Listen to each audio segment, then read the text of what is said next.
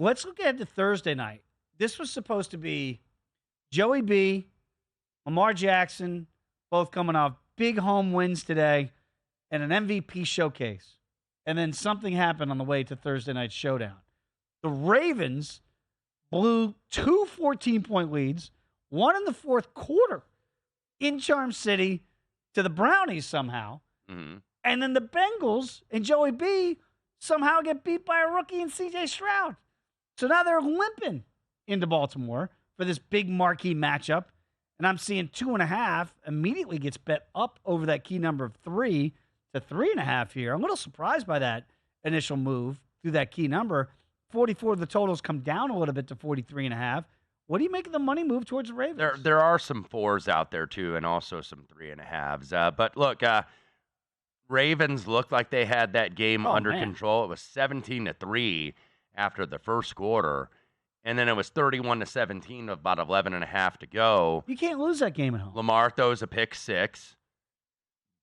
Cleveland misses the PAT, and then Hopkins with the field goal at the gun gets it done. Cleveland did outgain Baltimore. Baltimore was better yards per play.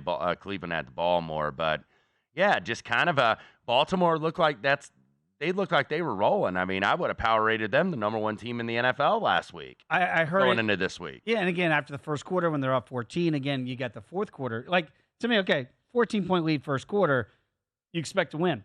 But then you still have a 14-point lead with 11 minutes to go. That's really, to me, worse than blowing the lead the first time.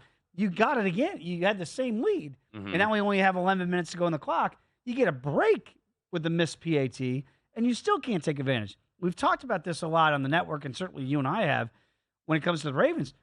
They've done this 3 times this year. Yeah. You can make the case they should be undefeated.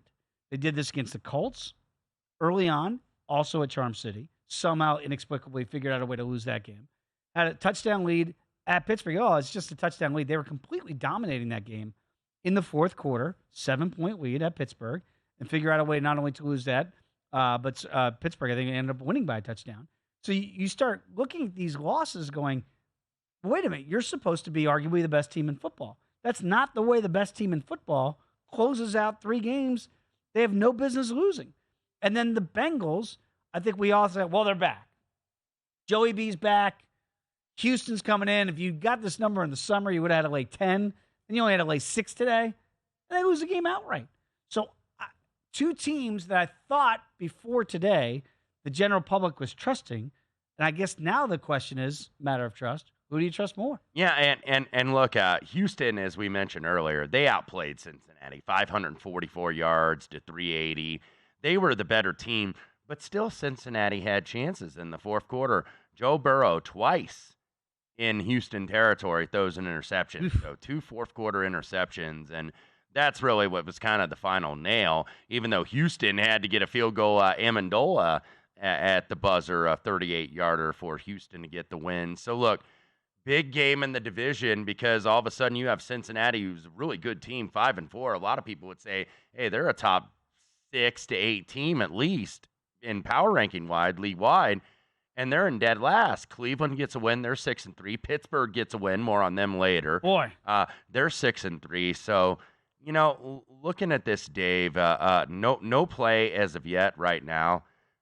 T. Higgins, by the way, did not go for Cincinnati today, and Marlon Humphrey, the Ravens' best corner, did not go today. So I'm going to do a little waiting on this. And Ronnie Stanley got dinged up, their stud left tackle at the end of that game, too. So keep an eye on his availability on a short week here on a Thursday.